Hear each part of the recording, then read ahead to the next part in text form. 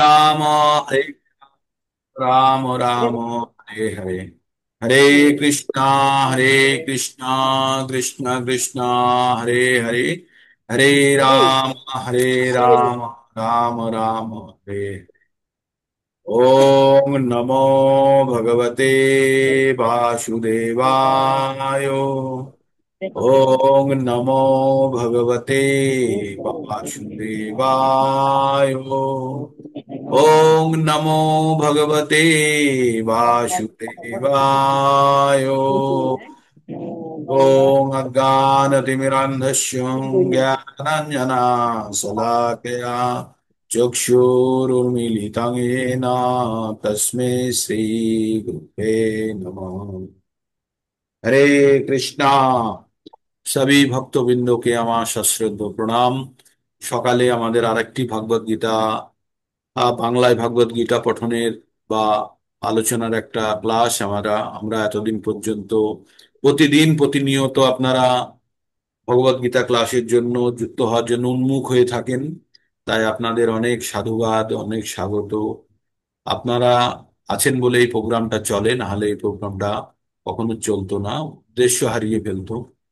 আমরা ভগবত গীতার মাধ্যমে কি জানতে পারি? আমরা ভগবত গীতার মাধ্যমে আমরা জ্ঞান অর্জন করতে পারি, আর সেই জ্ঞানের ব্যবহারের দ্বারা আমাদের অন্তরের শুদ্ধিকরণ করি। আমরা কি করি? অন্তরের শুদ্ধিকরণ করি, যাতে আমরা পরবর্তীতে আমরা ভগবানের সঙ্গে প্রকৃত রূপে যুক্ত হতে পারি। তাই আমাদের মধ্যে যত কলুষ থাকবে, যত আমাদের ভিতরে নোংরা জমা থাকবে, সেই নোংরা আমাদেরকে কখনোই ভগবানের সঙ্গে যুক্ত হতে দেবে না। নোংরাটা কি? নোংরাটি হচ্ছে আমাদের ভৌতিক চাওয়া পাওয়া। এই ভৌতিক চাওয়া পাওয়া, ভৌতিক ইচ্ছা, ইন্দ্রিয় ভোগের ইচ্ছা, এই সমস্ত আমাদের আমরা একটা স্তূপ বানিয়ে রেখেছি। আমাদের মনের মধ্যে কামনা বাসনার একটা স্তূপ বানিয়ে রেখেছি। এটা হলে ভালো হতো, ওটা হলে ভালো হতো। এই যে ভৌতিক জিনিসের কামনা বাসনার যে ইচ্ছার স্তূপ, এই ইচ্ছার পাহাড় একদিন আমাদেরকে পুনরায় এই জন্ম মৃত্যু চক্রে আবদ্ধ করবে এবং আমাদেরকে জন্ম নিতে বাধ্য করবে। তাই ভগবান বারবার জ্ঞান দিয়ে অর্জুনকে বলেছেন যে এই পৃথিবীর নাম হচ্ছে দুঃখালয়ম অশাশ্বতম। এখানে যারা আছে তারা দুঃখ ভোগ করবেই, করবেই, এতে কোনো সন্দেহ নেই। আর কেউ যদি ভাবে আমার কোনো দুঃখ নেই, তাহলে হয় সে ব্রহ্মস্থিতিতে পৌঁছে গেছে, আর না হলে সে মিথ্যা কথা বলছে। ঠিক আছে? এটা কখনোই হতে পারে না, কারোর দুঃখ নেই। এক, আর্থিক অবস্থার জন্য অনেকে দুঃখে থাকে, কেউ শারীরিক অবস্থার জন্য, কেউ মানসিক অবস্থার জন্য, কেউ পারিবারিক অবস্থান, কেউ দেশের অবস্থান, কিছু না কিছু কারণ নিয়ে সে দুঃখ কষ্ট পাবেই। এটাই ভগবদ গীতার শিক্ষা আমাদের কাছে, যে এই দুঃখালয়ম অশাশ্বতম এই সংসারে যারা থাকবে, তাদেরকে প্রত্যেকটা মুহূর্তে প্রত্যেকটা মুহূর্তে কষ্টের জন্য তৈরি থাকতে হবে। আর তার সঙ্গে ছোটখাটো সুখ বা আনন্দ যেগুলো পাই, সেগুলোকে যদি আমরা ভাবি ওটাই আমাদের জীবনের লক্ষ্য, তাহলে অবশ্যই সে বারবার ফিরে আসতে পারে। নতুবা তাকে চরম আহ স্থিতি, আমাদের চরম লক্ষ্যের জন্য তার চেষ্টা করা উচিত। ভগবত গীতা জ্ঞান প্রাপ্তের আগে আমরা দেবতা বা ভগবান সকলকে একই জানতাম। আমরা জীবনের উদ্দেশ্য জানতাম না। জানতাম। তাই আমরা বিভিন্ন ভাবে আমরা ভগবত গীতাকে আমরা পঠন করছি, কখনো সাবজেক্ট, কখনো চ্যাপ্টার, বিভিন্ন ভাবে। উদ্দেশ্য একটাই, ভগবত গীতার প্রকৃত জ্ঞান অর্জন করা এবং সেই জ্ঞানের প্রকৃত ব্যবহার করা। আজকে রবিবার, আজকে রবিবারের নতুন ক্লাসের মধ্যে আমরা ঢুকবো না, কিন্তু আমরা পুরনো ক্লাসটায় 9 নম্বর অধ্যায়টি এত গুরুত্বপূর্ণ যে আমি এতে থেকে বেরোতে পারছি না যতক্ষণ না পর্যন্ত আপনারা নিজেদেরকে সম্পূর্ণরূপে 9 নম্বর অধ্যায় তৈরি করতেন। গতকাল আমরা 9 নম্বর অধ্যায় শেষ করেছি। ভগবত গীতা থেকে আমরা 5টি বিষয় সম্বন্ধে জানতে পারি। কি কি? ঈশ্বর, জীব, প্রকৃতি, সময় এবং কর্ম। প্রথম 4টি ফিক্সড বা স্থির। আর পঞ্চম বিষয়টি হচ্ছে কর্ম, যেটি হচ্ছে আমাদের আমাদের পরবর্তী জীবনের দিশা এবং দশা নির্ধারণ করে। আমাদের মনের মধ্যে যে ইচ্ছা আছে, সেই ইচ্ছাই কিন্তু আমাদের পরবর্তী জীবনে আমাদেরকে চালিত করবে। মৃত্যুকালে যে ইচ্ছা একজন মানুষ বহন করে, সেটি পরবর্তী জীবনের তার দ্বার স্বরূপ হয়। তাই আমাদের প্রত্যেক মুহূর্তে সতর্ক থাকতে হবে যে কোনো ধরনের ভৌতিক ইচ্ছা যদি আমাদের মনের মধ্যে থেকে থাকে মৃত্যুর সময়ে, তাহলে কিন্তু আমাদের পুনরায় এই জগতে ফেরত আসতে। তাহলে আমাদের প্রথমে কনভিন্স হতে হবে যে এই জগতের নাম দুঃখালয়ম অশাশ্বতম, এখানে সুখ পাওয়া যায় না। কিন্তু যারা ভাবছে এখানে সুখ পাওয়া যাচ্ছে, তারা তারা একটু ভুল ভাবনার মধ্যে আছে। তার মানে তারা পেয়ারা খেয়েই অনেক মিষ্টতা পাচ্ছে, সে কখনো রসগোল্লা বা গুড়ের স্বাদ সে জানে না, বা সন্দেশের স্বাদ জানে না, তাই না? তো তাই আমরা এই ভগবত গীতা অর্জনের মাধ্যমে, ভগবত গীতার জ্ঞানের মাধ্যমে আমরা বিভিন্ন ভাবে এটি জানার চেষ্টা করব, কি কি পদ্ধতি ভগবান সম্বন্ধে জানবো, এবং আমাদের কি কি করা উচিত সেটা সম্বন্ধে আমরা জানবো। 1 থেকে 6 নম্বর অধ্যায় পর্যন্ত কর্মযোগের অনুষ্ঠানের কথা আমরা শুনেছি ভগবানের শ্রীমুখ থেকে। বিভিন্ন কর্মযোগ, জ্ঞান যোগ, কর্ম সন্ন্যাস যোগ, হঠযোগ, ধ্যান যোগ, সমস্ত যোগ শুনেছি। সমস্ত যোগের শেষে ভগবান অর্জুনকে বললেন, অর্জুন তুমি যোগী হও। অর্জুনকে যোগী হতে বললেন। তাই পরবর্তীতে অর্জুনকে যোগী হতে বললেন। তার মানে যোগী মানে ভক্তি যোগের কথা বললেন। এবার এই বলেই অর্জুনকে তিনি 7 নম্বর থেকে জ্ঞান বিজ্ঞান সম্বন্ধে অর্জুনকে জানালেন। জ্ঞান এবং বিজ্ঞান। জ্ঞান কি? জ্ঞান হচ্ছে ভগবান সম্বন্ধে জানা, আর বিজ্ঞান মানে তার ব্যবহারিক প্রয়োগ। যে জ্ঞানের ব্যবহারিক প্রয়োগ নেই, তাকে সেটি প্রকৃত জ্ঞান নয়। তার মানে যেগুলি জ্ঞান সেগুলি প্রকৃত জ্ঞান, মানেই সেটি বিজ্ঞান, তার ব্যবহারিক প্রয়োগ থাকবে। তাই ভগবান এখানে জ্ঞান বিজ্ঞান যোগের মাধ্যমে অর্জুনকে জ্ঞান দিয়েছেন। 7 নম্বর। 8 নম্বরে অক্ষর ব্রহ্ম যোগ, যোগে ভগবান 8টি প্রশ্নের উত্তর নিরাকরণ করেছেন। এবং পরবর্তীতে তিনি সব থেকে গুরুত্বপূর্ণ প্রশ্ন যেটি ছিল, জিতেন্দ্রীয় ব্যক্তিরা মৃত্যুর সময় ভগবানকে কিভাবে স্মরণ করবে, সেটি জানার খুব প্রয়োজন ছিল। তো ভগবান সেখানে বলেছেন, কেউ যখন মৃত্যুর সময় ভগবানকে স্মরণ করে, তখন সে ভগবানের ধাম প্রাপ্ত হয়, তাতে কোনো সন্দেহ নেই। কিন্তু যদি কেউ ভগবানকে স্মরণ করতে না পারে, কেন স্মরণ করতে পারবে না? একজন ব্যক্তি সারা দিন যা ভাবছে, সেটিই কিন্তু তার মৃত্যুকালে স্মরণে আসবে। তাই ভগবান বলছেন সদা তদ্ভাব ভাবিতা। প্রথমে বললেন অন্তকালে চ মামেব শরণ মুক্তা কলেবরম, যো প্রয়াতি সমদ ভাবম ইয়াতি নাস্তত্র সংশয়। ভগবান বললেন মৃত্যুকালে যে ভগবানকে স্মরণ করে দেহত্যাগ করে, সে অবশ্যই ভগবানের ভাব প্রাপ্ত হয়, ভাব প্রাপ্ত করে, তাতে কোনো সন্দেহ নেই। ভগবানের ভাব প্রাপ্ত করে মানে ভগবানের রূপ পায়, ভগবানের মতো স্থান পায়, ভগবানের বৈকুণ্ঠ ধাম পায়, আর তাতে কোনো সন্দেহ নেই। পরবর্তীতে ভগবান কি বললেন? যারা যে যে জিনিসটা ভাবে, সেটি তার মৃত্যুকালে স্মরণে আসে। মানে মৃত্যুকালে যে ভগবানকে বাদ দিয়ে অন্য কিছু ভাববে, সেটি কিন্তু পরবর্তী জীবনে পাবে। তার মানে কেউ যদি আপনারা চান আম্বানি হয়ে জন্মগ্রহণ করতে বা হেমা মালিনী হয়ে জন্মগ্রহণ করতে, তাহলে মৃত্যুর সময় পর্যন্ত কিন্তু ওদেরকেই স্মরণ করতে হবে। ওদেরকে স্মরণ করলে কিন্তু আপনারা অবশ্যই ওইরকম একটি আহ অবস্থায় পৌঁছতে পারেন। তার সঙ্গে আর একটা জিনিস থাকতে হবে, আমরা যে কোনো জিনিস কিনতে গেলে আমাদের দুটো জিনিস লাগে।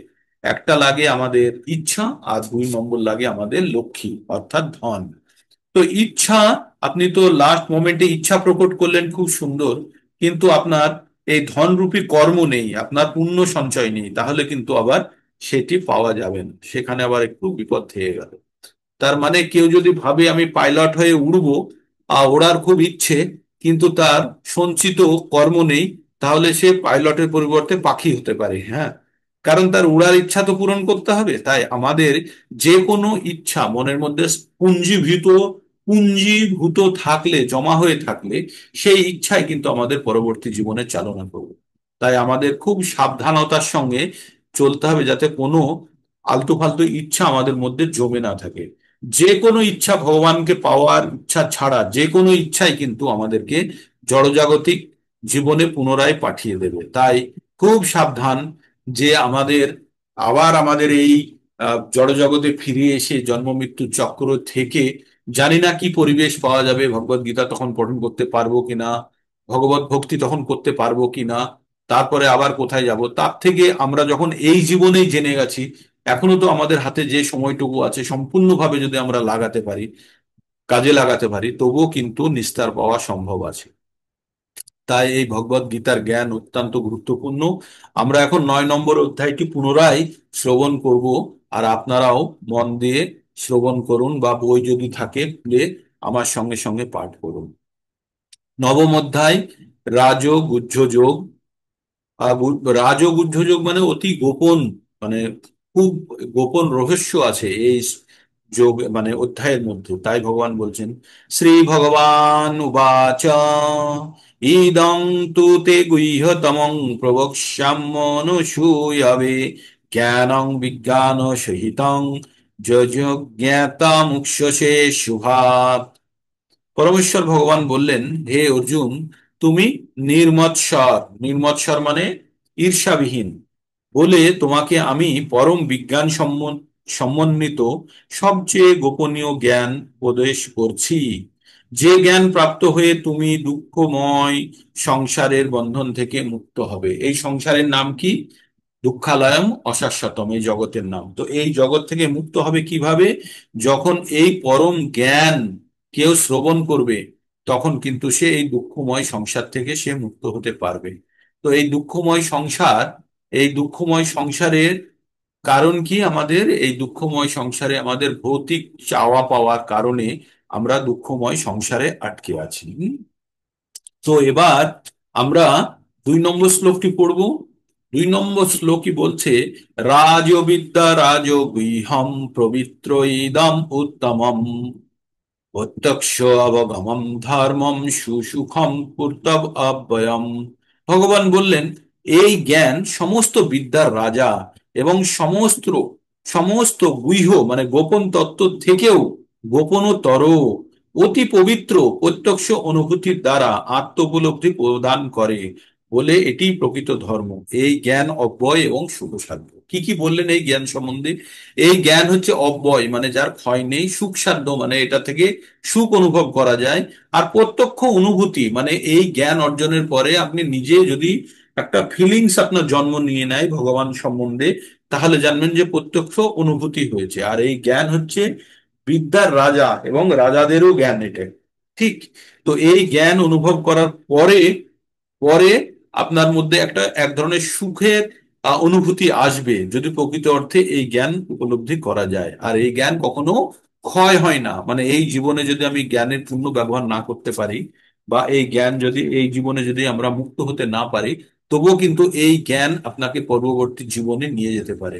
কে জানে, আমাদের মধ্যে হয়তো অনেকেই একবার ভগবত গীতা দুবার আগে শ্রবণ করে এসেই আবার এই জীবনে আমরা শুরু করছি, তাই না? হতে পারে গত জীবনে আমরা সম্পূর্ণভাবে মুক্ত হতে পারিনি, তাই এই জীবনে আবার এসেছি। তবে এই জীবনে আমরা কিন্তু কোনো অবস্থাতেই আর চান্স নেব না। তাই ভগবান বলছেন, 7 নম্বর অধ্যায়ের 28 নম্বর শ্লোকে আমরা পড়েছি, কখন ভগবানের এই জ্ঞান অর্জন করার জন্য উন্মুখ হয়, ইচ্ছা হয়? কখন? যখন কোনো ব্যক্তির পাপ সম্পূর্ণরূপে শেষ হয়ে গেছে, তার পাপের ঝোলাতে ছেদ এসে গেছে, যত পাপ ছিল সব ঝুরঝুর করে বেরিয়ে পড়ে গেছে, তখনই তার ভগবত ভক্তির প্রতি আকর্ষণ হয়।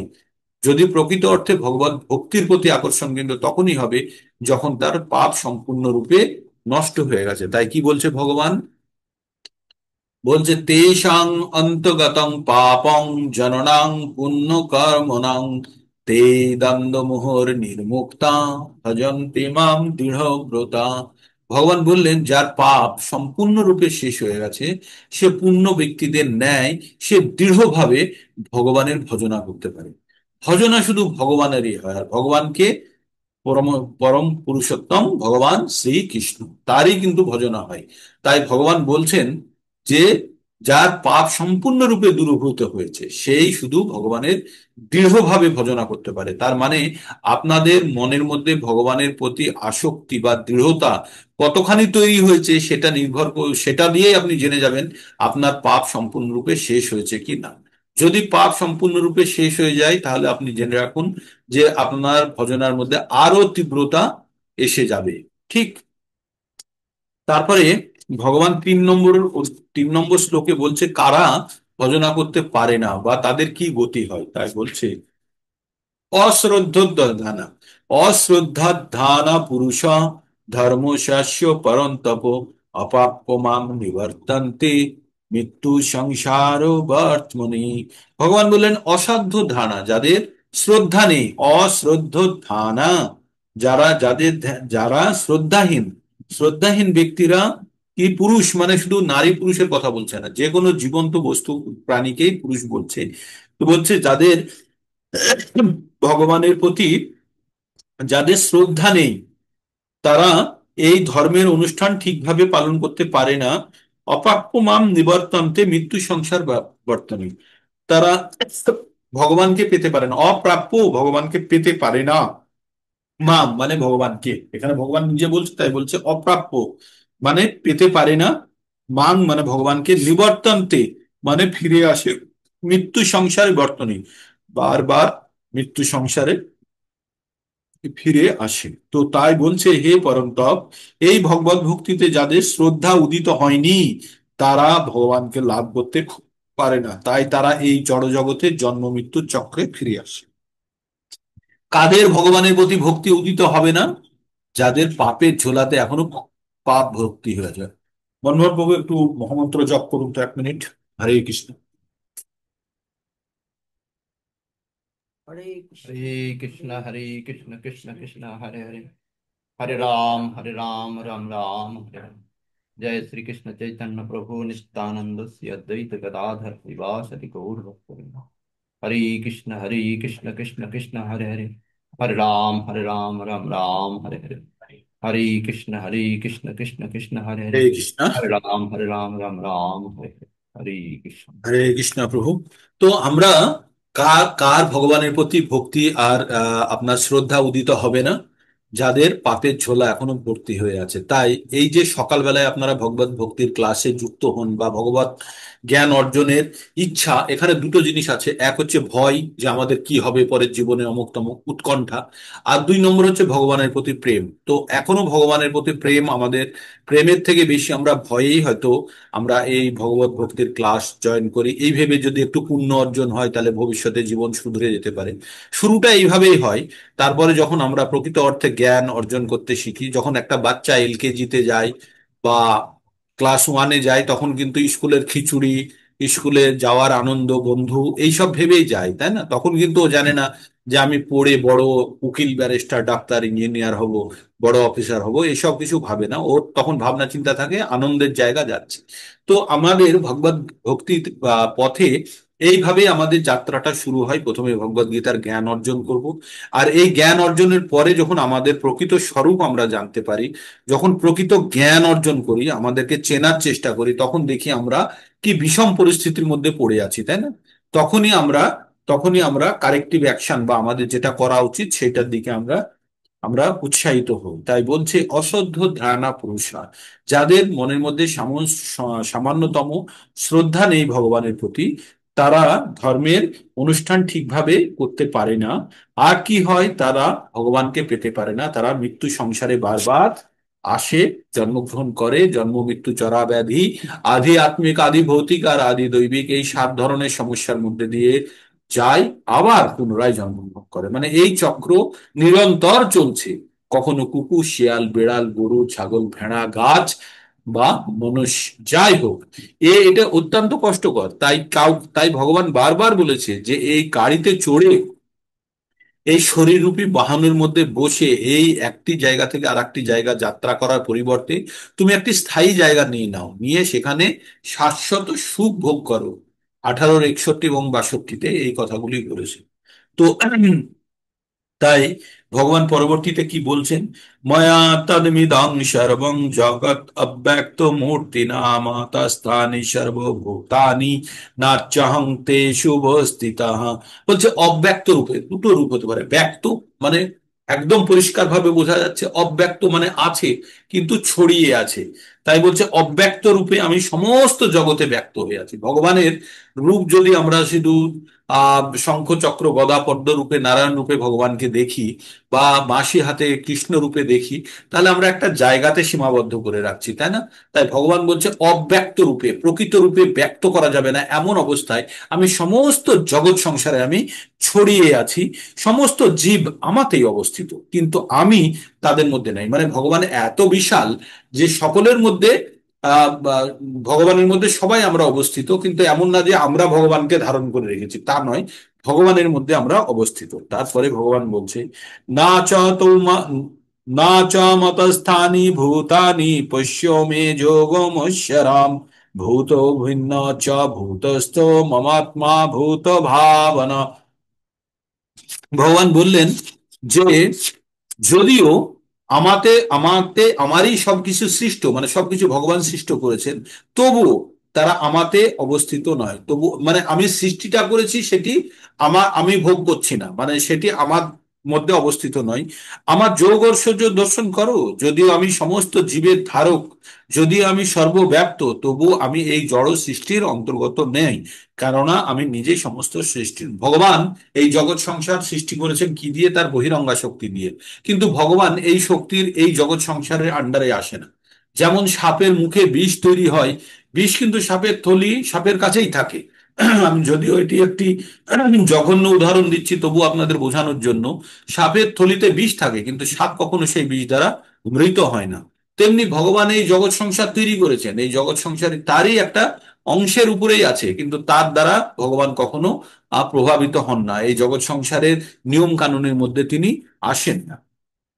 আর ভগবান অব্যক্ত রূপে কিভাবে ছড়িয়ে আছেন? তাই ভগবান বলছেন, যেমন বাতাস সমস্ত জায়গাতে ছড়িয়ে যায়। একটি ঘরের মধ্যে আপনি একটু যদি সেন্টের স্প্রে যদি সঙ্গে সঙ্গে খুলে দেন, সঙ্গে সঙ্গে ঘরময় হয়ে যায়, তাই না? ঘর একটু আলো জ্বালিয়ে দিলে সমস্ত ঘরের মধ্যে আলো ছড়িয়ে পড়ে। কিন্তু একটু অন্ধকার ঘরে যদি একটু মাটির টুকরো এনে রাখেন, সে মাটির টুকরো কিন্তু সমস্ত ঘরে ছড়িয়ে পড়তে পারে না, কারণ মাটির টুকরোটা হচ্ছে ব্যক্ত রূপে, আর হাওয়া হচ্ছে অব্যক্ত রূপে, মানে ছড়িয়ে যেতে পারে। তাই এখানে বলছে যথা আকাশ ইতস্থ, যথা আকাশ আকাশ, যথাকাশ স্থিত নিত্যং বায়ু সর্বত্র গো মহান, তথা সর্বাণি ভূতানি মতাস্থানি তু উপাধরায়।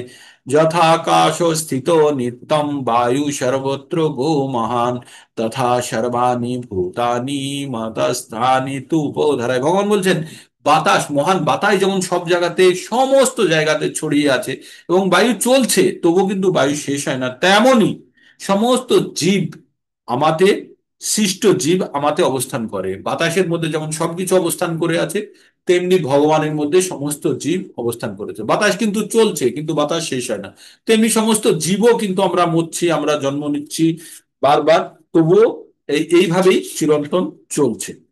তারপরে 7 নম্বরে ভগবান বলছেন কি হয়, সর্বভূতানি কন্তে ও প্রকৃতি ইয়ান্তি মামিকম কল্পক্ষয় পুনঃস্থানি কল্পদোষ বিসৃজমহম।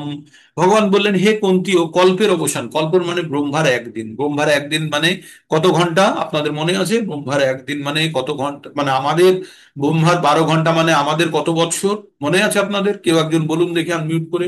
ব্রহ্মার 12 ঘন্টা মানে আমাদের কত বৎসর?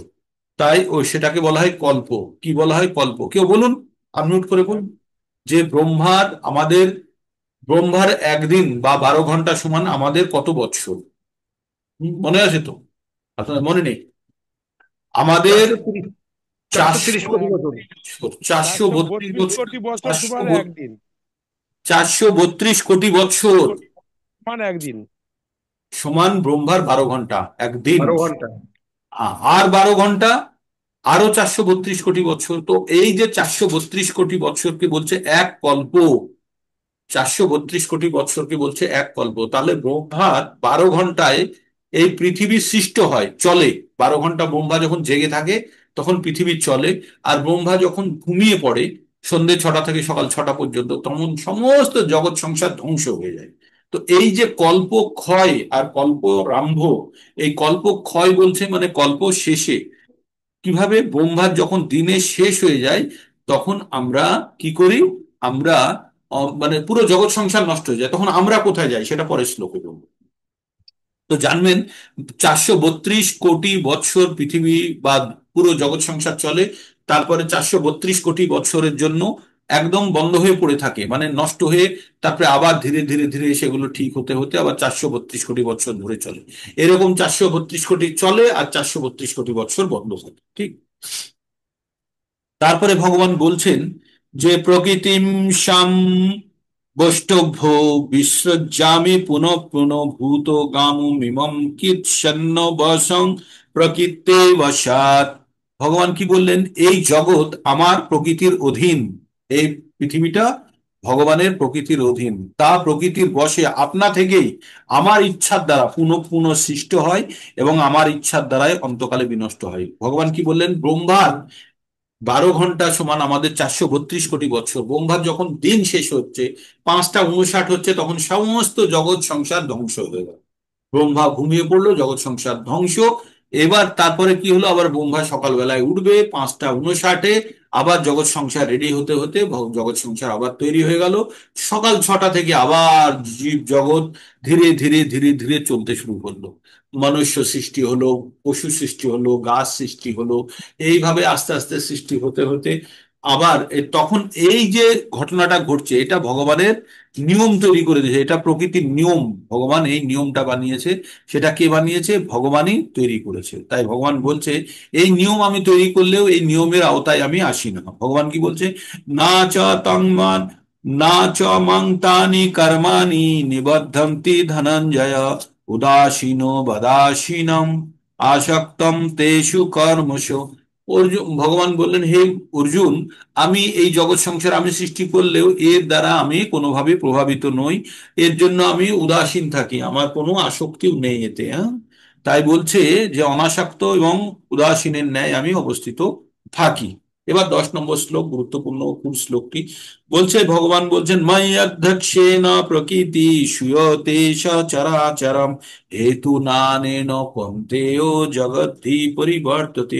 বললেন যে এই যে জগৎ সংসার চলছে না, আমার অধ্যক্ষতায় চলছে, মানে আমার ডাইরেকশনে এই জগৎ সংসার চলে। তাই ভগবান বলছেন যে মাই অধ্যক্ষে না প্রকৃতি সুয়তি চ চরাচরম, এই যে যত স্থাবর জঙ্গম, মানে যেটা চলতে পারে আর যেটা চলতে পারে না, স্থায়ী আর চল মানে চরাচর, চর অচর, মানে যেটা চলতে পারে আর যেটা চলতে পারে না। যেমন পশুরা চলতে পারে কিন্তু গাছ এরা চলতে পারে না, তো যারা চলতে পারে না তাদের বলা হয় স্থাবর, আর যারা চলতে পারে তাদের বলা হয় জঙ্গম। জঙ্গল না, জঙ্গম। তো তাই বলছে, স্থাবর আর জঙ্গম যত কিছু আছে সব আমারই সৃষ্ট, আর এই প্রকৃতির নিয়মে তারা পুনঃ পুনঃ সৃষ্টি হয় এবং ধ্বংস হয়। ঠিক। এবার ভগবানকে কারা জানতে পারে না, ভগবান সেটা বলছেন, অবজানন্তি মাং মূঢ়া মানসিম তনুমাশ্রিতা, বা অবজানন্তি মাং মূঢ়া মানসিম তনুমাশ্রিতম পরম ভাব জানন্ত মম ভূত মহেশ্বরম। অবজানন্তি, অবজানন্তি মানে জানতে পারে না, অবজানন্তি মাং মূঢ়া আমাকে জানতে পারে না, মূঢ়া মানে বোকারা, মানুষুম তনুম আশ্রিতম বলছে যখন আমি মানুষের রূপ নিয়ে যখন আমি পৃথিবীতে আসি তখন বোকারা আমাকে জানতে পারে না। পরম ভাব জানন্তম মম ভূত মহেশ্বরম, এবং জানতে পারে না যে আমি পরম, তাদের কাছে পরম জ্ঞান হয় না, এবং তার থেকে তারা পরম ভাবে জানতে, পরম মানে জানতে পারে না, অবগত হতে পারে না যে আমি সর্বভূতের মহেশ্বর, সব কিছুর আমি ঊর্ধ্বে, আমি সবকিছু আমার দ্বারা সৃষ্ট, এটা জানতে পারে না। কারা? যারা বোকা, যারা মূঢ়া, তারা এটি কখনোই ভগবানকে জানতে পারে না, ভগবানকে অবজ্ঞা করে। তাই চৈতন্যদেবের উদাহরণ দিয়েও আপনাদেরকে বিশদ ব্যাখ্যা করেছে, এগুলো প্রত্যেকটা জিনিস ব্যাখ্যা করা হয়েছে, আপনাদের রিভিশন রূপম আমি বলতে যাচ্ছি। মোঘাশা মোঘ কর্ম নো মোঘ জ্ঞান বিচেতস রাক্ষসীম আসুরীম চৈব প্রকৃতিম মোহিনীম শ্রিতাহ। ভগবান বললেন যে যারা মোহাচ্ছন্ন, যারা মোহ দ্বারা আচ্ছন্ন হয়ে আছে, মূঢ়া ব্যক্তিদের কথা বললেন। আর এই মূঢ়া ব্যক্তিরা সব মোহ দ্বারা আচ্ছন্ন হয়ে আছে। মোহ কি? এই জড়জাগতিক সুখ লাভের আশায় তারা সকাল থেকে সন্ধ্যেবেলা পর্যন্ত পরিশ্রম করছে, তারা এই জাগতিক সুখকে জীবনের সবকিছু ভেবে নিয়েছে, কারণ তারা এই মোহের দ্বারা আচ্ছন্ন হয়ে আছে। তাই বলছে যারা মোহের দ্বারা আচ্ছন্ন হয়ে আছে তারা রাক্ষসী এবং আসুরী স্বভাবের প্রতি আকৃষ্ট। তারা সব সময় ভাবছে এই করব সেই করব, এই এত চাই ওই চাই, কিন্তু কেন চাই সেটা জানে না, তাই না? একটা জায়গাতে আপনি কাজ করতে গেছেন, সেখানকার নিয়ম হচ্ছে যে আপনার সেখানে টাকা পয়সা কিছু দেয় না, শুধু খাবার দেবে। আপনি যা খুশি খেতে চান আপনি খাবার দেবেন, তো আপনার পেট ভরে গেছে, তারপরেও আপনি কাজ করে যাচ্ছেন, কেন? আরো খাবার নেব, কিন্তু আপনি খেতে পারবেন না, আপনি জানেন ওই খাবার সব ফেলে রেখে চলে আসবেন, আর আপনি পরিশ্রম করে যাচ্ছেন, আরো খাবার চাই, আরো খাবার চাই। তো এইরকম একটা মানুষের মধ্যে প্রবৃত্তি বর্তমানে। আমাদের আরো অর্থ সঞ্চয় করতে হবে, আর কার জন্য? কার জন্য সঞ্চয় করছি? আমার পরের জেনারেশন, তারা কি করবে এসে? তো তাই আমাদের জানতে হবে যে আমরা জীবনে আমাদের প্রয়োজন কতখানি। আমরা আসলে আমাদের নিজের প্রয়োজনটাই জানি না, আমরা জীবনের উদ্দেশ্যই জানি না, আমরা কি চাই সেটা জানি না। সেটা আগে স্থির করতে হবে, আমাদের চাওয়া পাওয়া কি থাকবে। আমরা ভগবানকে চাই। কিভাবে চাই? সাক্ষাৎ ভগবানের চরণে স্থান চাই। তাহলে কি করতে হবে? আমরা যে কোনো পরীক্ষায় ফার্স্ট হতে গেলে কতই না বাচ্চাটাকে পড়তে হয়। আবার এই রকম যখন ফার্স্ট বয়রা একটা স্কুলে এসে জমবে, তখন তাদের মধ্যে যে ফার্স্ট হবে সে কতখানি ইন্টেলিজেন্ট আর তাকে কতখানি পড়তে হবে। ওই রকম ভাবে বাছাই করতে করতে যখন একজন গিয়ে পৌঁছবে হাজার হাজার লক্ষ লক্ষ স্কুল থেকে, তখন তার মেধা কোথায় গিয়ে পৌঁছলো। তো তেমনি আপনারা যারা ভগবত ভক্তির পথে অগ্রসর হয়েছেন, তাদেরকে জানতে হবে আপনারা অনেক স্কুলের ফার্স্ট বয় বাছাই হতে হতে হতে হতে হতে এসে কতিপয়ে এসে ঠেকেছেন। এইবার এইবার আপনাদেরকে আসল রূপটা পেতে হবে, যে আসল কাজের জন্য অগ্রসর হতে হবে। যে ভগবত ভক্তি খুব সহজ নয়, পদ্ধতি সহজ, কিন্তু প্রয়োগ করা খুব কঠিন। পদ্ধতি কি? 4 নিয়ম মালা, 4 নিয়ম জপ, 16 মালা, 4 নিয়ম পালন, 16 মালা জপ করলেই সে ভগবত ধামে যেতে পারবে। কিন্তু এই যে 4 নিয়ম প্রকৃত অর্থে পালিত হতে হবে। আর জপ, জপ অর্থাৎ ভগবানের স্মরণ, প্রত্যেকটা মন্ত্র যখন উচ্চারণ করবেন তখন ভগবান যেন আপনার কথা কি শুনতে পায়, আর আপনিও যেন শ্রবণ করতে পারেন প্রত্যেকটা মুহূর্তে।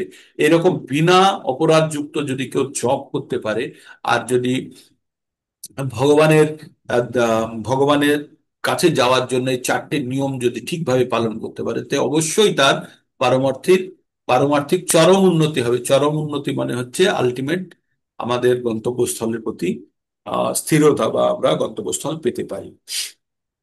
তাই যারা মোহাচ্ছন্ন আছে, তারা তাদের কাছে আর ভগবত ভক্তি কি, ওসব বুড়ো বয়সে দেখা যাবে, তার আগেই সে পটকে গেল, তাই না? এই মানুষের মধ্যে ধারণা হয়ে গেছে ভগবত ভক্তি মানে বুড়ো বয়সের কাজ। তাই মানুষ কখনো এটাকে গুরুত্ব দিয়ে শুনতে চায় না। সবসময় মনে হয় আচ্ছা, ও সময় পেলে করা যাবে, এটা যেন খুব সহজ জিনিস। এটাই জীবনের সব থেকে কঠিন জিনিস, আর এটাই চরম লক্ষ্য হওয়া উচিত। প্রহ্লাদ মহারাজ 5 বছর বয়স থেকে ভগবত ভক্তিতে চলে গেলেন, 5 বছর বয়স থেকে। এবং প্রত্যেকটা মানুষেরই মানব জীবনের পরম উদ্দেশ্য যতক্ষণ না পর্যন্ত আমরা জানতে পারবো, ততক্ষণ পর্যন্ত প্রতি মুহূর্তেই আমরা এটাকে একটি সাইড অ্যাক্টিভিটি, বা ঠিক আছে করলেই হলো, না করলেই হলো। আর খেতে হবে, কাজ করতে হবে। আরে ভগবান কি খাবার দেবে? হ্যাঁ, ভগবানই খাবার দিচ্ছে। একটা বাড়িতে আপনি বসুন তো, বসে আপনি গরু দিয়ে হাল চালানোর জায়গা নেই, আপনি আবাদ করুন, করুন দেখি, বীজ নেই আপনার কাছে, আপনি ফসল ফলান তো, না, হবে না। আর আমাদের চেষ্টা সামান্য মাত্র 5টি ফ্যাক্টর থাকে কোনো কাজ সম্পাদন করার মধ্যে, তার মধ্যে আমাদের চেষ্টা এক অংশ। তার মানে সমগ্র ফল আমাদের চেষ্টার দ্বারা কখনোই আসতে পারে না, একটি অংশ মাত্র। চেষ্টা অবশ্যই করতে হবে, তবে কোন দিকে কি চেষ্টা করবো সেটাও জানতে হবে, তাই না? তাই আমাদের জীবনের উদ্দেশ্য কারা জানতে পারে? যারা মহাত্মা। তারা কি করে? এই উদ্দেশ্য জেনে তারা কি করে? তাই বলছেন, মহাত্মানস্তু মাং পার্থ দৈবিক প্রকৃতি মা শ্রিতাহ ভজন্ত অনন্য মনস্য জ্ঞাতা ভূতাদিম অব্যয়ম। আগের যারা ছিল তারা ছিল মূঢ়া, তারা ছিল বোকা, তারা ভগবানকে চিনতে পারে না, জানতে পারে না, তারা মহাচ্ছন্ন হয়ে জড়জাগতিক সুখের জন্য পাগল হয়ে থাকে। কিন্তু এখন কথা বলছে মহাত্মাদের।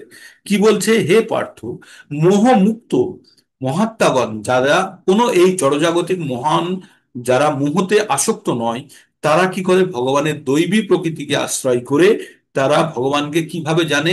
সর্বভূতের আদি পুরুষ এবং মহেশ্বর হিসাবে জেনে অনন্য চিত্তে ভগবানের ভজনা করে। মানে আর কোনো মনের মধ্যে কোনো চাওয়া পাওয়া নেই, ভগবানের ভজনায় সে মগ্ন হয়। আর এই রকম যে ভগবান ভজনায় যুক্ত থাকে, তাকে ভগবান কি করে? জ্ঞান দেয়। কি দেয়? বুদ্ধি দেয়। সেই বুদ্ধির দ্বারা সে যেন ভগবানের কাছে যেতে পারে। তাই 10 নম্বর অধ্যায়ে আমরা পড়বো, তেষাং, না, ভগবান কি বলছে? তেষাং সতত যুক্ত নাম ভজতাং প্রীতিপূর্বকম দদামি বুদ্ধি যোগম তাম এই এন মায়ু পায়ন্তে। তাই ভগবান বললেন 10-এর 10-এ, যে আমি তাই তাকে আমি কি দিই? বুদ্ধি দিই, যাতে সে আমার কাছে চলে আসতে পারে। কাদেরকে? যারা সতত ভগবানের চিন্তায় মগ্ন হয়ে ভগবান ভক্তির জন্য সে উৎকণ্ঠাময় হয়ে আছে এবং ভগবানের ভজনা করছে দৃঢ়ভাবে, তাদের ভগবান বুদ্ধি দেন, আর সেই বুদ্ধির দ্বারা সে ভগবানের কাছে ফেরত চলে যেতে পারে। এবার যারা মহাত্মা তারা কিভাবে ভগবানের চিন্তায় মগ্ন থাকে তাই বলছে, সততং কীর্তয়ন্ত মাম যতন্তস্য দৃঢ়ব্রতা নমস্যন্তস্য মাং ভক্তা নিত্যযুক্ত উপাসতে।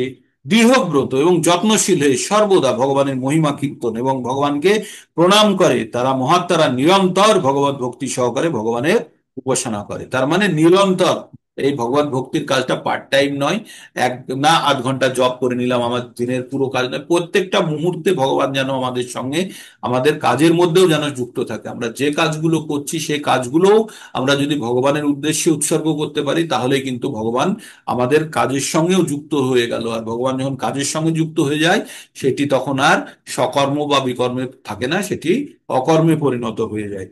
তাই ভগবান বলছেন ভগবানকে সবাই কি কি ভাবে চিন্তা ভাবনা করে, ভগবানকে কিভাবে ভাবতে থাকে, তাই ভগবান এখানে বলছেন জ্ঞান যজ্ঞেন চাপন্নে যজন্তে মামুপাসতে একাত্তেন পৃথকত্বেন বহুধো বিশ্বত মুখম। বলছে ভগবানকে কেউ জ্ঞানের দ্বারা আর তার অভেদ চিন্তাপূর্বক, কেউ কেউ বহুরূপে প্রকাশিত ভেদ পূর্বক, ভেদ ভেদ চিন্তাপূর্বক, এবং অন্য কেউ বিশ্বরূপের উপাসনা করেন। আপনাদের বলেছিলাম ভেদ আর অভেদ তত্ত্ব সম্বন্ধে বলেছিলাম। ভেদ মানে হচ্ছে ভগবান আর আমাদের মধ্যে পার্থক্য আছে, আমরা আর ভগবান এক নই। আর অভেদ মানে হচ্ছে আমরা আর ভগবান এক, মানে আমাদের আত্মার ভগবান আর আত্মা এক। তো চৈতন্য মহাপ্রভু কি বলেছিলেন, অচিন্ত ভেদাভেদ বলছে দুটোই ঠিক। কি, ভগবান আর আমরা এক কিভাবে, গুণগত ভাবে। ভগবান কি, ভগবানের স্বরূপ কি, সচ্চিত আনন্দ, আর আমাদের আত্মারও স্বরূপ হচ্ছে সচ্চিত আনন্দ। সৎ মানে হচ্ছে ইটার্নাল, নষ্ট হয় না। চিত মানে হচ্ছে জ্ঞানে ভর্তি, আর হচ্ছে আনন্দ মানে সবসময় আনন্দ ভোগতে চাই। ভগবান যেমন এই 3টে গুণ সম্পূর্ণরূপে ভগবানের মধ্যে বর্তমান, তেমনি আমরাও, আমাদের আত্মারও এইটি রূপ আছে। তাই আমরা ভগবানের এই গুণগত দিক থেকে আমরা ভগবানের সঙ্গে এক, কিন্তু সংখ্যাগত দিক থেকে আমরা আলাদা। ভগবান যদি সমুদ্রের সারা সমুদ্র জল হয় তাহলে আমরা এক বিন্দু জল ওই সমুদ্রের। গুণগত ভাবে হাইড্রোজেন অক্সিজেনের রেশিও, মিনারেলস এর রেশিও সেম, কিন্তু সংখ্যাগত ভাবে সেটি অনেক বৃহৎ। সেখানে ঝড় বৃষ্টি তুফান টাইফুন ঢেউ সমুদ্র অনেক কিছু হতে পারে, কিন্তু এক বিন্দু জলকণায় সেসব হতে পারে না। তাই ভগবানের সঙ্গে আমাদের পার্থক্য বিদ্যমান দেখা যায়। অহং কুতুর অহং যজ্ঞ সদাম অহম ঔষধম মন্ত্র অহম অহম বাজ্যম অহম অগ্নির অহম হুতাম। তাই বললো আমি অগ্নিদেব, আমি ওই অগ্নিষ্ঠম আদি স্রোতযোগ্য, আমি বৈশ্যদেব, আমি স্মার্তযোগ্য, আমি পিতৃকুলের উদ্দেশ্যে শ্রদ্ধাদি কর্ম, আমি রোগ নিবারক ভেষজ, আমি মন্ত্র, আমি হোমের ঘৃত, আমি অগ্নি, আমি হোমক্রিয়া। মানে যত কিছু ক্রিয়াকল্প যা কিছু আছে ভগবান বলছে ভগবানই তিনিই সব। তারপরে ভগবান বললেন পিতা পিতামহস্য জগত মাতা ধাতা পিতামহ বেদম পবিত্রম অঙ্কার ঋক্ষাম যজুরেব চ। পিতা অহমস্য জগত মাতা ধাতা পিতামহ বেদম পবিত্র অঙ্কার ঋক্ষাম যজুরেব চ। ভগবান কি বললেন, বললেন যে আমি পিতা, আমি পিতামহ, আমি মাতা, আমি ধাতা, আমি বিধাতা, আমি সব কিছু। আর বেদের পবিত্র অঙ্কার শব্দ আমি, আর আমি ঋক সাম যজু অথর্ব, আমি সব বেদ আমি। ঠিক আছে।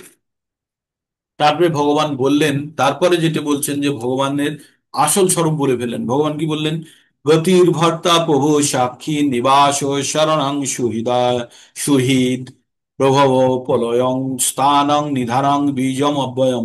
বলছে আমি অব্যয় বীজ, আমরা প্রত্যেকের আত্মা হচ্ছে বীজ স্বরূপ, আমরা আত্মা কখনো নষ্ট হয় না, তাই অব্যয় মানে যার কোনো ক্ষয় নেই, সেই রকম আমরা বীজ।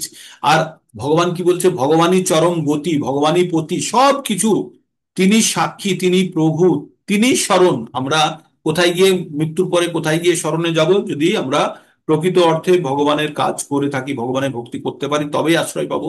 না হলে এদিক ওদিকে ভটকে আবার এই ভগবানের বহিরঙ্গা শক্তির ভিতরেই ফেরত চলে আসবো। ভগবান বলছে আমি সৃষ্টিকর্তা, আমি ধ্বংসকর্তা, আমার স্থানে আমার কাছে আমি পরম আশ্রয়, আমি পরম অব্যয় বীজ। তাই বললেন আমি সকলের গতি, ভর্তা, প্রভু, সাক্ষী, নিবাস, শরণ, সুহৃদ, আমি উৎপত্তি, নাশ, স্থিতি, আশ্রয় এবং অব্যয়। বললেন 18 নম্বরে। 19 নম্বরে কি বললেন ভগবান?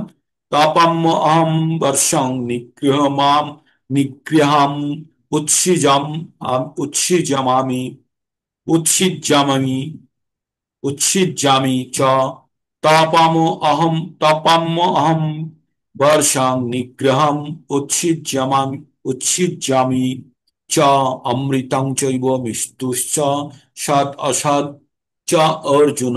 মৃত্যু অমৃত মানে অমৃত দান করতে পারে, আবার মৃত্যু মানে মৃত্যু, ভগবান তো আমাদের প্রত্যেকের মৃত্যু আছে, তাই মৃত্যু তো অবশ্যই। তা বলছে ভগবান বলছে আমি অমৃত, আমি মৃত্যু, মানে আমি জীবন দিই, আবার আমি তোমাদেরকে মৃত্যু দিই। আর আমি তাপ, আমি আমি তাপ দিই, আর আমি কি বর্ষাকে আমি ডাকি, আমি বর্ষা করাই, তাই আমি সৃষ্ট করি, আমি ধ্বংস করি। মানে ভগবান বলছে যত কিছু আমরা কল্পনা করতে পারি সবকিছুই ভগবানের বিভিন্ন চেতনার অংশ। এইবার থেকে একটু আলাদা হয়ে যাব আমরা, একটু তাড়াতাড়ি পড়ি, শেষের দিকে এসে গেছি।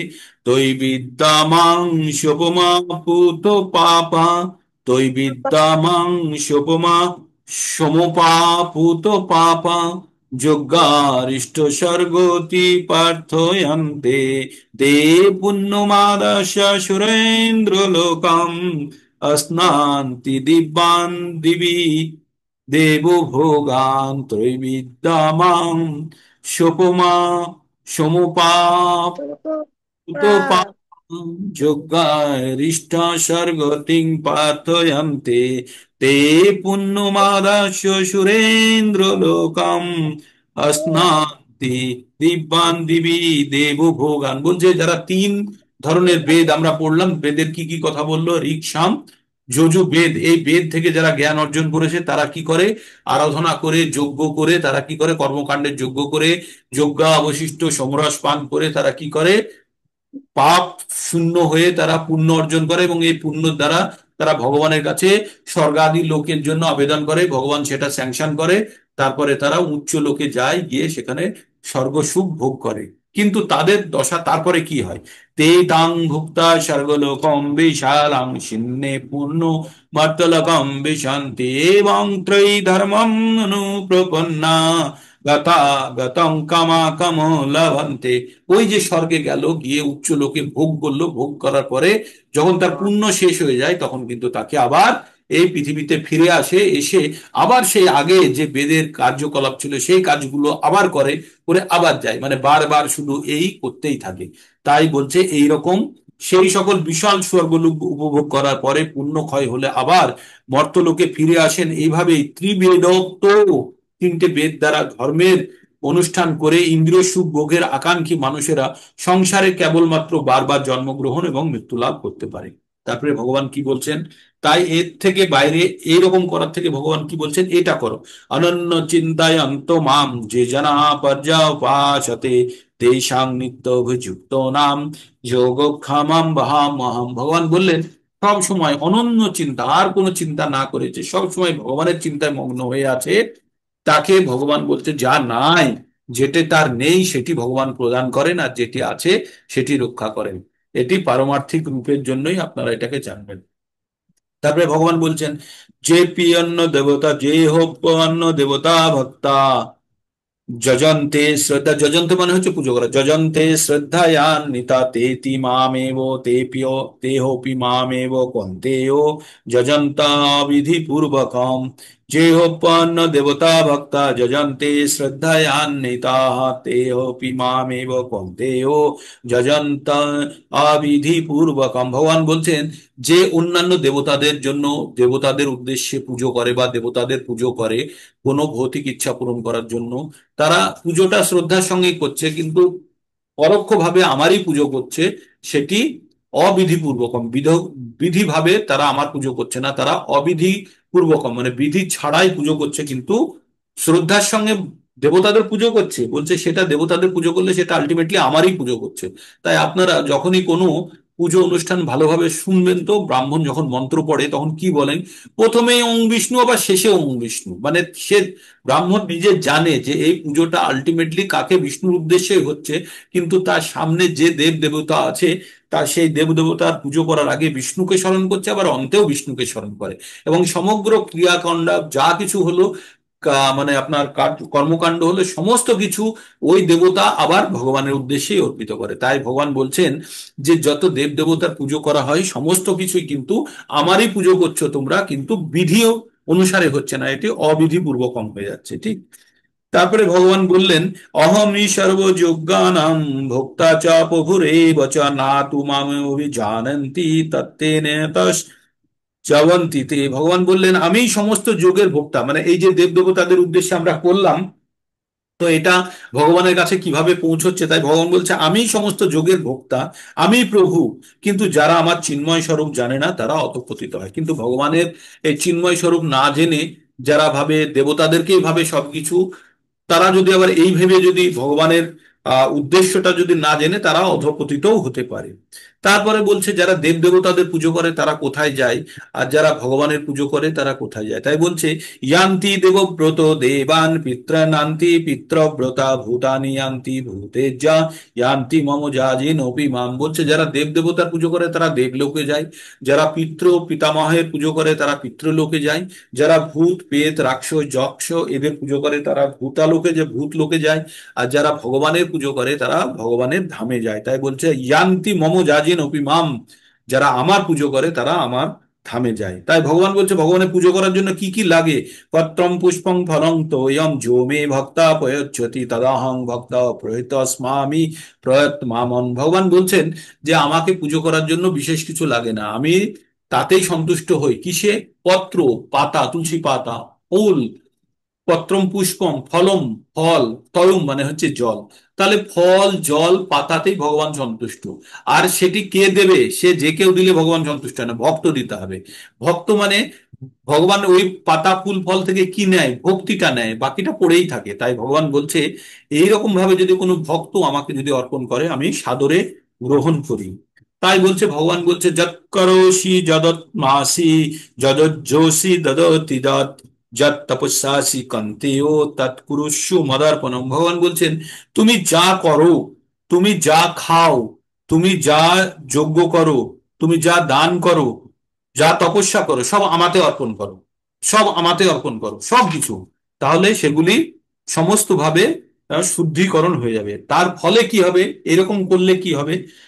শুভ অশুভ ফলের এই মোক্ষ শেষ কর্ম বন্ধনে সন্ন্যাস যোগ যুক্তাত্মা বিমুক্ত মামুপশ্যসি। ভগবান বললেন যে এইভাবে যখন তুমি সমস্ত কিছু খাবে, যা দান করবে, যা যজ্ঞ করবে, সমস্ত যদি আমাকে অর্পণ করো, তার থেকে কোনো পাপ পুণ্য বা শুভ অশুভ কোনো ফল উৎপন্ন হয় না।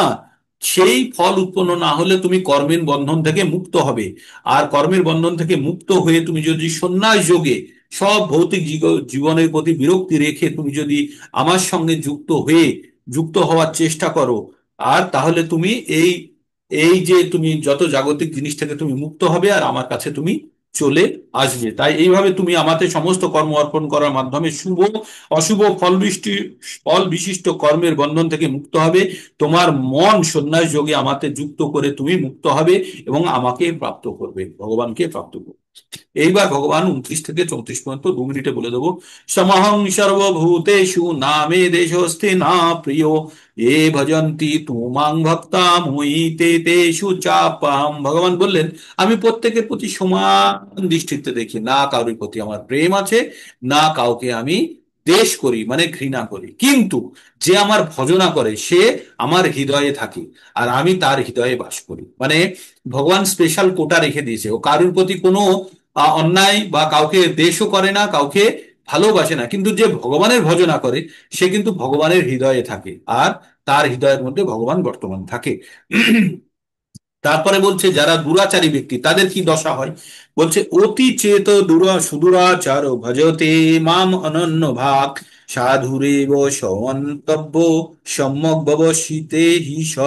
ভগবান বললেন সব থেকে দুরাচারী ব্যক্তিও যদি আমার ভজনে অনন্য চিন্তে ভজনাতে শুরু করে আর সব সময়তে যদি সে এই পথেই সঠিকভাবে বর্তমান থাকে, তাহলে তাকে সাধু ভাবে জানবে।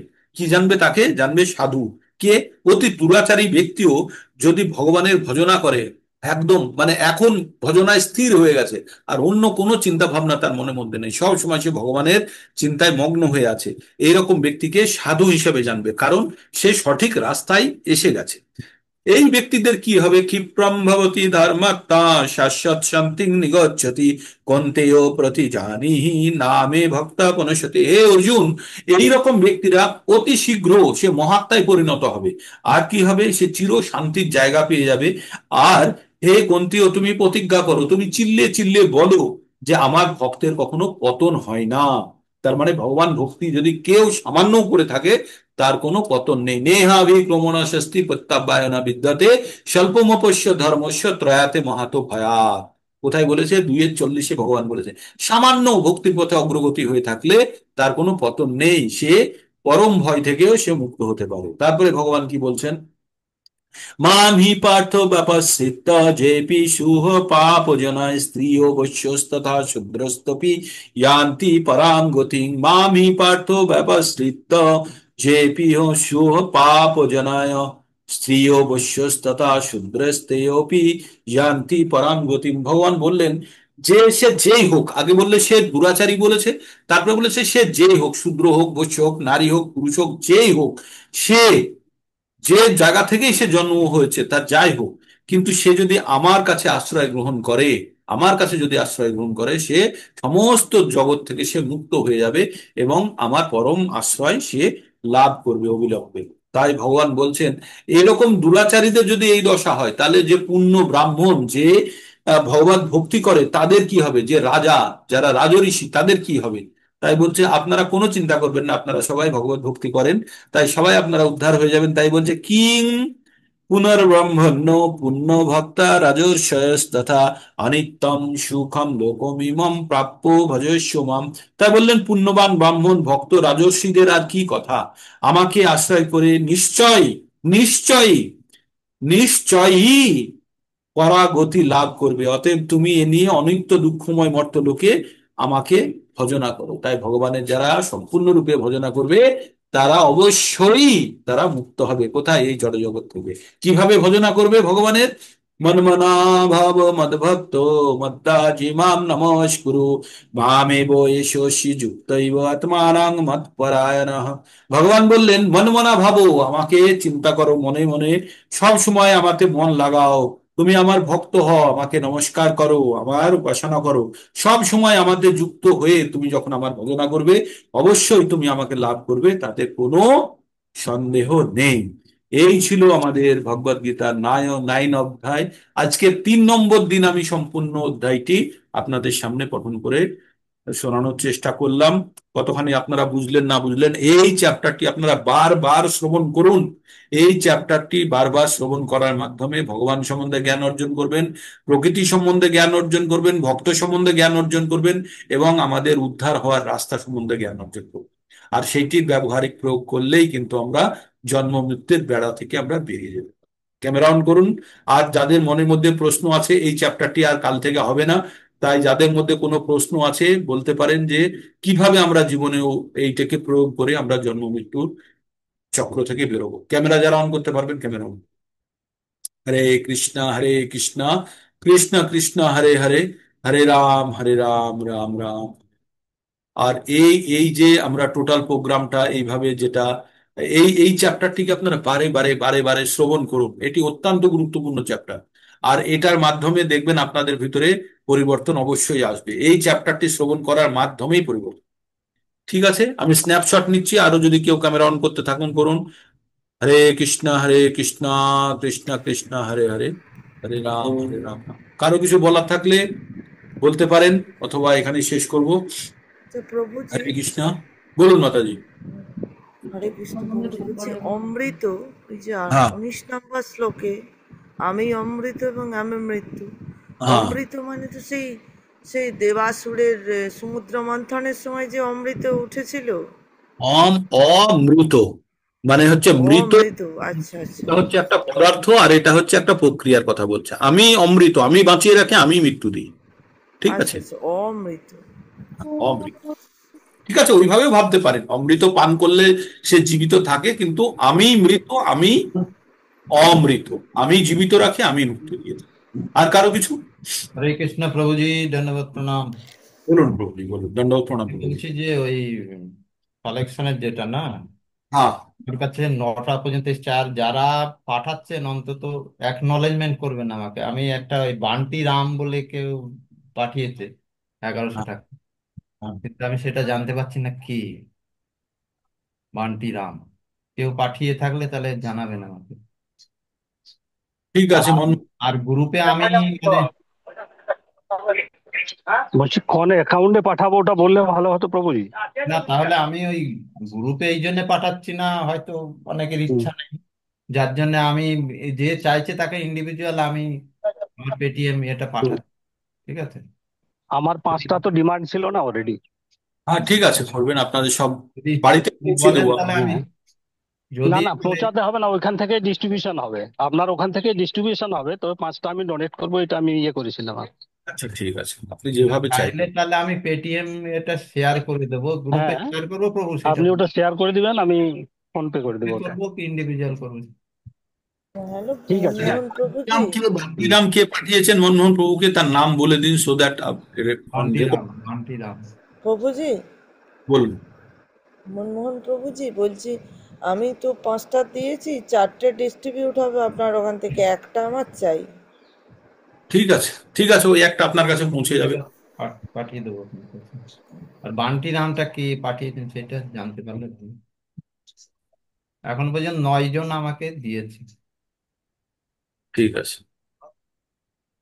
তাহলে আমি কি গ্রুপে শেয়ার করবো পেটিএমটা? না, ইন্ডিভিজুয়াল যে চাইবে তাকেই শেয়ার হ্যাঁ করুন। সেইটাই আমি চাইছি। গ্রুপটা ভক্তির গ্রুপ, এখানে কোনো ওসব নেই, তবে আমরা সর্বতোভাবে আমরা এর জন্য এগোবো। ঠিক আছে, তো আজকে তাহলে এখানেই থাক, আবার পরে কালকে আবার আমরা যুক্ত হব। আর সবাই পার্টিসিপেট করুন এই যে সকালে মঙ্গল আরতির অনুষ্ঠানে। আমি চাই আপনারা প্রত্যেকে পার্টিসিপেট করে, প্রত্যেকে এক একজন ইন্ডিভিজুয়ালি আপনারা যেন প্রোগ্রাম চালাতে পারেন, এইরকম আপনাদের মানে ক্ষমতা আনার চেষ্টা করছি আমি আপনাদেরকে। আপনারা যোগ দিলেই হবে, লজ্জার কিছু নেই, আমরা কেউ জানি না, সবাই চেষ্টা করছি, শিখছি, তাই না? আর আমাদের এই কার্তিক মাস, দামোদর মাস শেষ হয়ে গেলে আরো ভক্ত সংখ্যা বাড়বে আশা করি। কিছু ভক্তরা ব্যস্ত থাকছে সকালে এর জন্য, কীর্তনাদির আজ জন্য। তো একাদশী প্রভুজি। হ্যাঁ, আজকে একাদশী, তো আপনারা সবাই একাদশী পালন করুন। একাদশী আহ মাহাত্ম্য খুব গুরুত্বপূর্ণ। আমাদের আজকে অন্ন থেকে বিরত থাকুন, যারা জল ফল বা দুধ দিয়ে থাকতে পারবেন তারা থাকুন, বা যারা সন্ধ্যাবেলায় সাবুদানা খেয়ে থাকবেন, যারা যেভাবে পারবেন। অন্ন আজকে কোনো অন্ন গ্রহণ করবেন না, হ্যাঁ? এটাই করুন তাহলে। কাল হরে গ্রুপে শেয়ার কৃষ্ণা করেছিলাম, প্রভু। গ্রুপ শেয়ার করেছিলাম হ্যাঁ ঠিক, একাদশী। হুম। ঠিক, ঠিক আছে। তো আজকে এখানে বিরাম নিই, আবার আমরা কালকে সকালে তাড়াতাড়ি যে যখন পারবেন। আমার কিন্তু সিস্টেম 3:30 পৌনে 4টেতেই অন হয়ে যায়, হ্যাঁ।